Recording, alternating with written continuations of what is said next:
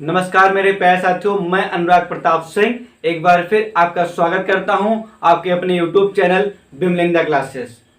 जैसा कि हमने प्रीवियस वीडियो में आपको बताया कि कैरेक्टरिस्टिक ऑफ लिविंग ऑर्गेनिज्म, जीवधारियों के लक्षण एवं गुणों में हमने क्या पढ़ा था। मेटाबॉलिज्म को पढ़ लिया था, रिस्पायरेशन को पढ़ लिया था और न्यूट्रिशन को पढ़ लिया था। तो आज हम बात करते हैं 7वें नंबर यानी कि एक्सक्रेशन, क्या उत्सर्जन क्या होता है। ठीक है, पहले तो हम देखेंगे ये कौन सी प्रक्रिया होती है। ये क्या होगा, एक कैटाबॉलिक प्रोसेस होगा। कैटाबॉलिक प्रोसेस होता है, तो आपको पता है कैटाबॉलिक प्रोसेस में क्या होता है, ब्रेक डाउन होता है, टूटता है। कोई पदार्थ या कोई चीज तोड़ता है, वो किसके अंदर जाएगा, कैटाबॉलिज्म के अंदर जाएगा। तो ठीक है, हम देखते हैं जैसे कोई ये जटिल पदार्थ हुआ या कॉम्प्लेक्स फूड हुआ, वो किसमें ब्रेक डाउन हुआ, स्मॉल पीस में डिवाइड हो गया, यानी कि सिंपलेस्ट फॉर्म में हो गया।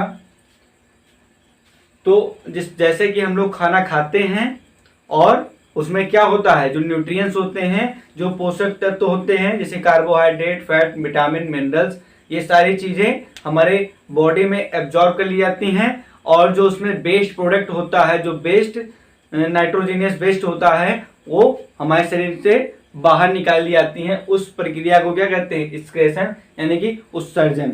यानी कि नाइट्रोजनियस वेस्ट प्रोडक्ट क्या क्या होता है, कुछ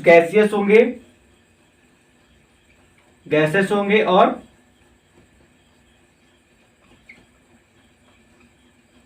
नाइट्रोजनियस वेस्ट होंगे।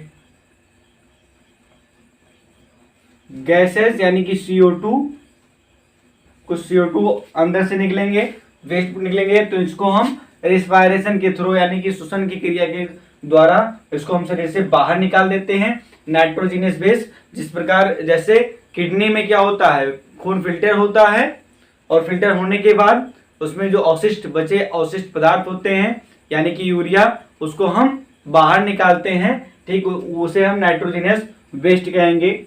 वो किस प्रक्रिया द्वारा हमें हमारे शरीर से बाहर निकलती है, एक्सक्रेशन के द्वारा। ठीक है बच्चों, तो ये रहा एक्सक्रेशन। इसके बाद हम बात करते हैं 8वें पॉइंट की। 8वां कौन सा लक्षण होता है जीवधारियों में,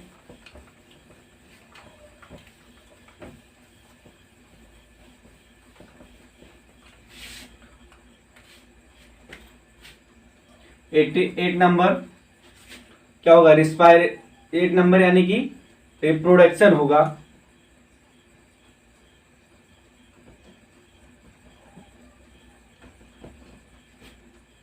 रिप्रोडक्शन, इसको हिंदी में क्या बोलेंगे हम लोग, प्रजनन। रिप्रोडक्शन यानी कि इसको हिंदी में प्रजनन कहते हैं। ठीक है, क्या कहेंगे इसे, प्रजनन। अपने जैसे प्रजाति को बनाए रखने के लिए जो जीवधारी होते हैं वो रिप्रोडक्शन करते हैं यानी कि प्रजनन करते हैं। तो क्या होता है रिप्रोडक्शन क्या होता है, अपने जैसे प्रजाति को बराबर बनाए रखने के लिए जो जीवधारी होते हैं वो क्या करते हैं, रिप्रोडक्शन करते हैं। ये कितने प्रकार का होता है, 2 प्रकार का होता है। First one is asexual and second one is sexual. इसे अलैंगिक कहेंगे।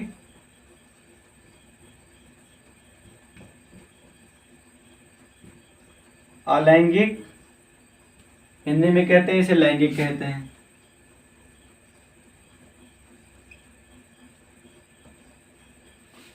इसे अलैंगिक, इसे लैंगिक कहेंगे। अलैंगिक क्या होता है, ऐसे ऑर्गेनिज्म जिसमें क्या देखेंगे हम, असेक्सुअल रिप्रोडक्शन या असेक्सुअल मींस इसको इंग्लिश में कहेंगे अलैंगिक। ऐसे जीवधारी जिनमें सेक्सुअल ऑर्गन डेवलप नहीं होता है, विकसित नहीं होता है, या कह लें कि होता ही नहीं है, जिन्हें रिप्रोडक्शन करने के लिए, इसे प्रजनन करने के लिए किसी भी पार्टनर की आवश्यकता नहीं होती है, वो क्या कहलाएंगे, अलैंगिक कहलाएंगे, असेक्सुअल कहलाएंगे। ठीक है, सेक्सुअल रिप्रोडक्शन क्या होता है, सेक्सुअल क्या होता है, लैंगिक क्या होता है, ऐसे जीवधारी जिनमें सेक्सुअल या रिप्रोडक्टिव ऑर्गन डेवलप्ड होता है और इन्हें रिप्रोडक्शन करने के लिए पार्टनर की आवश्यकता होती है, वो क्या कहलाएंगे? सेक्सुअल रिप्रोडक्शन कहलाएंगे या सेक्सुअल रिप्रोडक्शन कहते हैं। ठीक है, तो ये हुआ रिप्रोडक्शन। अब हम बात करते हैं 9वें पॉइंट की। 9वां कौन सा पॉइंट है?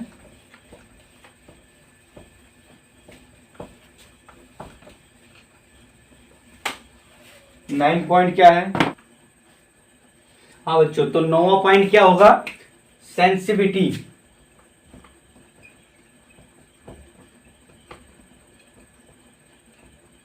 सेंसिटिविटी यानी कि संवेदनशीलता।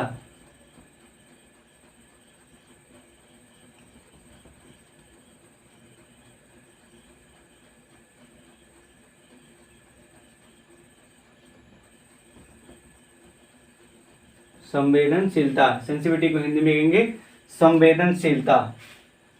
ये क्या होता है? किसी भी लिविंग ऑर्गेनिज्म को अपने आप को बचाए रखने के लिए सेंसिटिविटी होना बहुत ही आवश्यक होता है। सेंसिटिविटी क्या होता है? किसी भी लिविंग ऑर्गेनिज्म को अपने आप को बचाए रखने के लिए सेंसिटिविटी यानी कि संवेदनशीलता होना बहुत ही आवश्यक होता है। इसी से रिलेटेड हमारा 10वां पॉइंट है। क्या 10वां पॉइंट? एडाप्टेशन।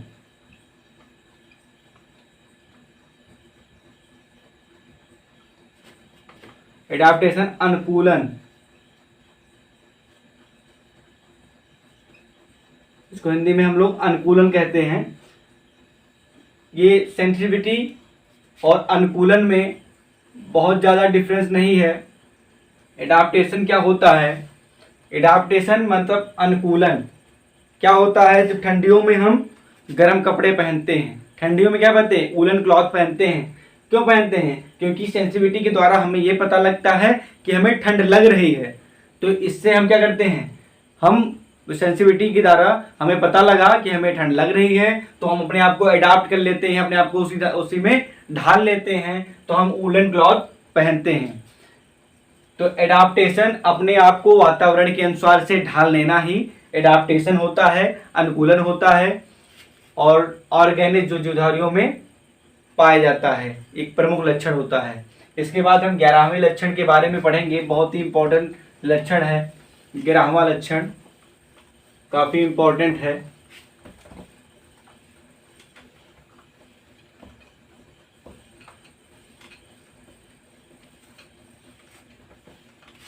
ये रहा हमारा 11वां लक्षण। क्या है? सेल और लाइफ साइकिल।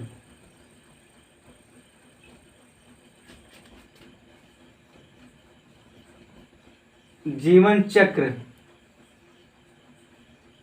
क्या होता है? जीवन चक्र, इसके बारे में हम देखेंगे। क्या होता है जीवन चक्र, इसके बारे में हम विस्तार रूप से देखेंगे। फर्स्ट, हमारा जो जीवन होता है, जो लिविंग ऑर्गेनिक जीवधारियों का जो जीवन होता है, कब स्टार्ट होता है, उसकी लाइफ साइकिल क्या होती है, इसके बारे में हम डिस्कस करने वाले हैं। और पहला क्या होगा? जब मेल और फीमेल गैमेट्स आपस में फर्टिलाइज करते हैं तो सिंगल सेल प्राप्त होता है। क्या होता है? तो सिंगल सेल बनता है, उसे क्या कहते हैं? जाइगोट।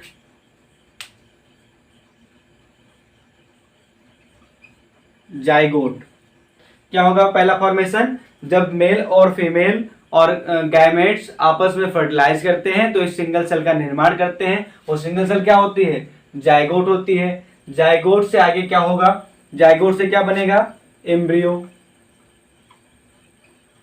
इसको हिंदी में क्या कहेंगे?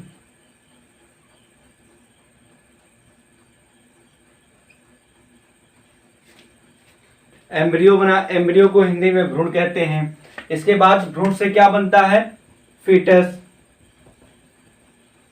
फीटस को भी ये भी भ्रूण होता है। भ्रूण एम्ब्रियो से फीटस के बीच, यानी कि एम्ब्रियो से जो प्रक्रिया होने के बाद एम्ब्रियो में 8 वीक के बाद क्या बनेगा? ये फीटस में कन्वर्ट होगा। और फीटस से क्या होगा? न्यू बॉर्न होगा, न्यू बॉर्न चाइल्ड होगा, एक बच्चे का जन्म होगा, new born baby, new born baby, या इसे चाइल्डहुड भी कह सकते हैं, न्यूबॉर्न बेबी होगा। अब इसके बाद क्या होगा, न्यूबॉर्न बेबी के बाद कौन सा प्रोसेस आएगा, हम बात कर रहे थे लाइफ साइकिल की, यानी कि पहले जाइगोट का फॉर्मेशन हुआ, जाइगोट के बाद एम्ब्रियो का फॉर्मेशन हुआ, 8 वीक बाद फीटस हुआ। फीटस में क्या होता है, लंग्स का, हार्ट का, किडनी का शेप बनना स्टार्ट हो जाता है। इसके बाद क्या होता है, न्यूबॉर्न बेबी, एक बच्चा मतलब न्यूबॉर्न होता है, एक बच्चे का जन्म होता है। और इसके बाद क्या होगा, प्यूबर्टी, प्यूबर्टी यानी कि इसे क्या कहेंगे, बाल्यकाल, बाल्यकाल हिंदी में कहेंगे। प्यूबर्टी को किशोरावस्था,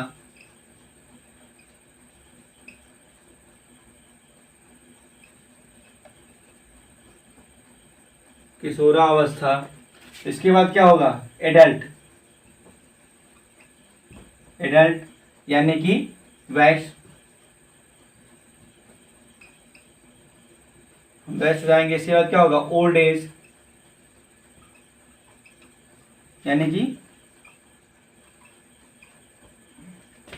वृद्धावस्था।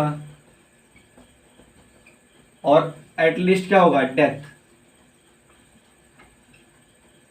यानी कि मृत्यु। हाँ, लाइफ साइकिल क्या हो रहा था, लाइफ साइकिल के बारे में हम देख रहे थे। लाइफ साइकिल यानी कि जब मेल और फीमेल गैमेट्स आपस में फर्टिलाइज करके जाइगोट बनाए, जाइगोट से क्या हुआ, एम्ब्रियो के फॉर्मेशन में हुआ, और 8 वीक बाद क्या बने, 8 वीक बाद न्यू फेटस हुआ। फेटस यानी कि भ्रूण बना। भ्रूण में क्या होता है कि जब हार्ट और लंग्स और किडनी के शेप बनने लगते हैं तो वो फेटस होता है एम्ब्रियो से। इसके बीच में एक समय अंतराल होता है। क्या समय होता है, करीब 7 से 9 मंथ के बाद एक न्यूबॉर्न बेबी का जन्म होगा। और इसके बाद क्या होगा, ये बाल्यकाल कब तक रहता है, इसका भी एक टाइम ड्यूरेशन होता है, 11 से 12 साल तक बाल्य अवस्था रहती है। इसके बाद प्यूबर्टी यानी कि किशोरावस्था कब तक रहती है, किशोरावस्था 12 से 18 तक किशोरावस्था रहती है। इसके बाद वयस्क यानी कि 18 प्लस जब हम हो जाते हैं तो वयस्क यानी कि एडल्ट में आएंगे। इसके बाद जब 60 प्लस हो जाएंगे यानी कि तब वृद्धावस्था होगी। इसके बाद एटलीस्ट डेथ हो जाएगा। तो ये था हमारी लाइफ साइकिल, ये ह्यूमंस का लाइफ साइकिल है। जैसे ये काफ़ी इंपॉर्टेंट है और हम लोग इस समय इसमें पहुंच चुके हैं, एडल्ट में पहुंच चुके हैं, पढ़ने वाले भी एडल्ट पहुंच चुके हैं। जल्दी से जल्दी हमें नौकरी ले लेनी होगी, और नहीं तो इसके बाद किस अवस्था कौन सा अवस्था बाकी है, ओल्ड एज बाकी है यानी कि वृद्धावस्था बाकी है। उससे पहले हमें हमारा सिलेक्शन हो जाना चाहिए। ठीक है, तो इसके बाद हम बात करते हैं जिस प्रकार मानव में लाइफ साइकिल होता है ठीक उसी प्रकार पादपों में भी लाइफ साइकिल होगा, यानी कि पौधों में भी लाइफ साइकिल होता है। हाँ, तो पादपों में लाइफ साइकिल किस प्रकार होगा, मान लीजिए यह एक कोशिका है, एक या सेल है जो डेथ होने वाली है। कोई भी कोशिका का जब डेथ होता है तो क्या करके जाता है, एक नई कोशिका 2 या 3 नई कोशिकाओं का निर्माण करने के बाद वह कोशिका का मृत्यु हो जाता है या डेथ हो जाता है। ठीक है, ये मान लीजिए एक कोशिका है, कैसी कोशिका, पेरेंट सेल है यानी कि जनक कोशिका है। मान लीजिए जनक कोशिका है और इससे 2 नए सेल्स का निर्माण होता है। कौन सी प्रक्रिया द्वारा होगा, सेल डिवीजन। सेल डिवीजन यानी कि कोशिका विभाजन। कोशिका विभाजन द्वारा क्या हो रहा है, दो नए कोशिका बन रहे हैं।